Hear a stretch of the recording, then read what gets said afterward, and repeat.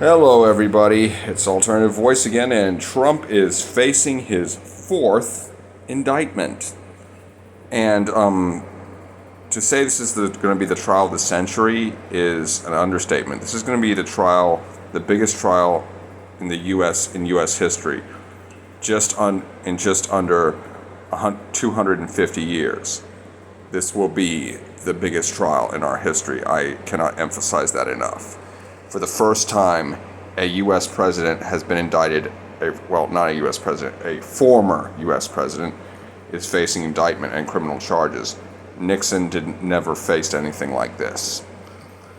That being said, he is facing, according to one report, it's up to 91 charges, I think, all of them felonies, and they are under the RICO Act, which is Racketeering Influence Corrupt Organizations Act, which was originally designed for use against the mafia.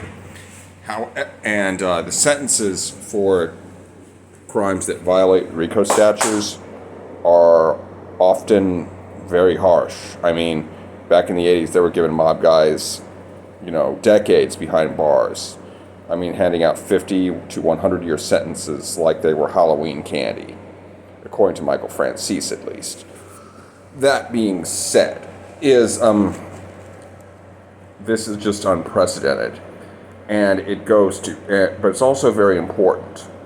Trump incited an insurrection, and quite frankly, the people who went into the Capitol on January the 6th are terrorists.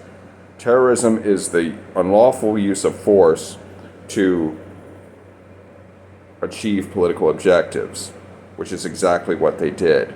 Contrary to popular Islamophobic beliefs, not all terrorists wear turbans and have long beards. Not by a long shot. And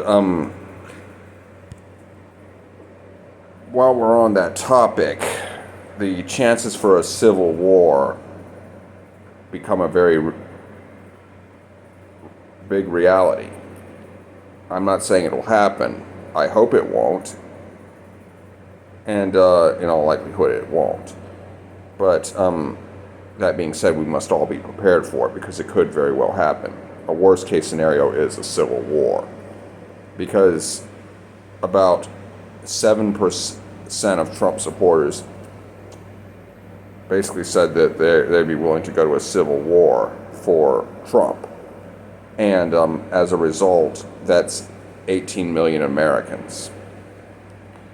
If even 1/4 of them are willing to fight, we are facing a force of over 4.5 million.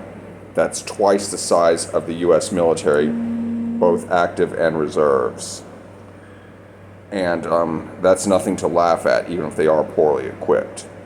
I'm pretty sure, and I think it was like 1 in 5 of the people there at January the 6th, 20% were veterans. And veterans do not make up a very big part of the U.S. population. They're only like 1%. And so they they're very closely, they often keep close ties with those on active duty. So that means that you can see whole military units rebelling in the name of Trump. And that's not good. Not good at all. So I encourage everyone to be armed and ready. Now we are moving on.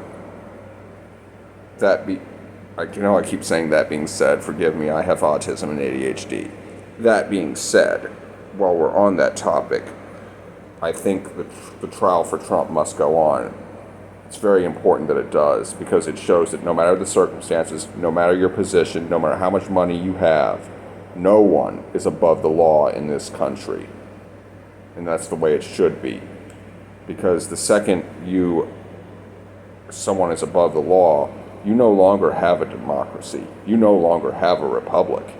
You have a dictatorship. You have an absolute monarchy. You have totalitarianism. And we can't tolerate that on this continent. Anyhow, I hope you enjoyed this video. Be sure to like, comment, share, and subscribe. Be good, y'all.